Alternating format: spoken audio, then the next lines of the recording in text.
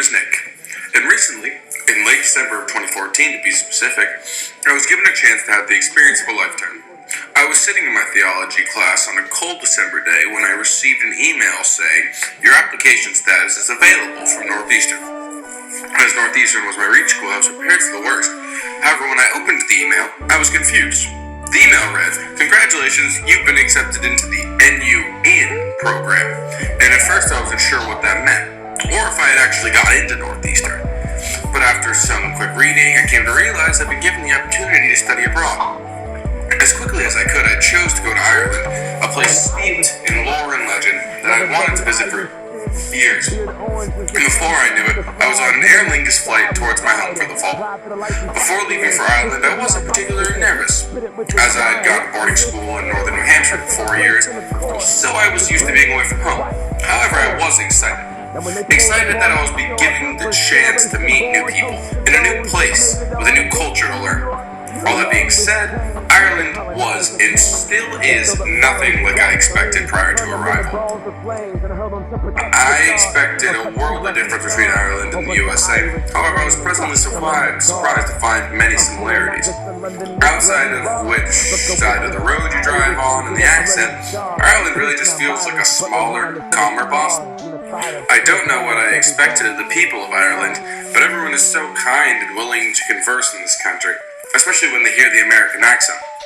I've had more amazing experiences in Ireland and Europe in general than I could have ever imagined in these 3 short months, such as our NUN trip to Galway, where me and a bunch of my friends got to meet Miles Teller, who starred in movies such as Whiplash and The Incredible Four, the new one.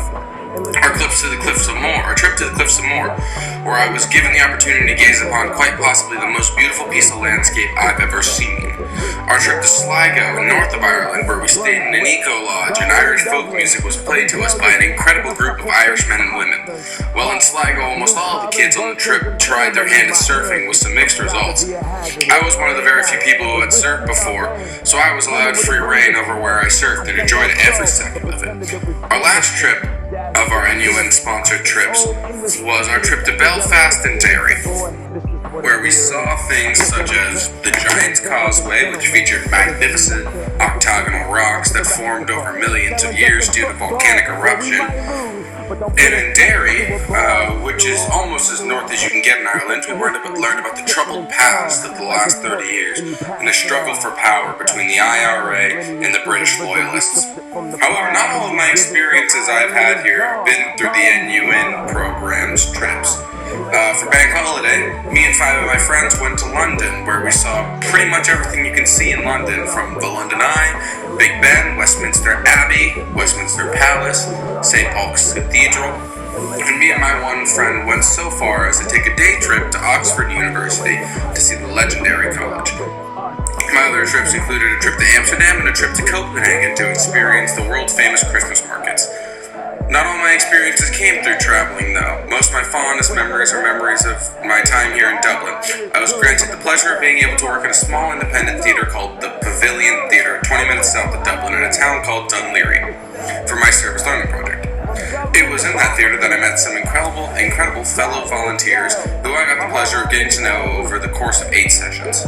On top of that, I got to watch a plethora of amazing independent films and plays.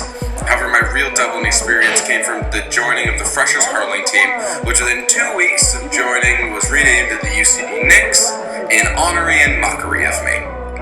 I made some absolutely great friends on the team who allowed me to see into Irish culture to the fullest. And even though I was the worst kid on the team, everyone was always encouraging me, saying things like, "You're the best American I've ever seen play," and then realizing it isn't really consoling because I'm the only American they've ever seen play. All that being said, I've learned a lot in my time in Ireland, mostly that even though locations might be different, all people are inherently very similar. I learned that freedom comes with a lot of responsibility, and learned to balance fun with work.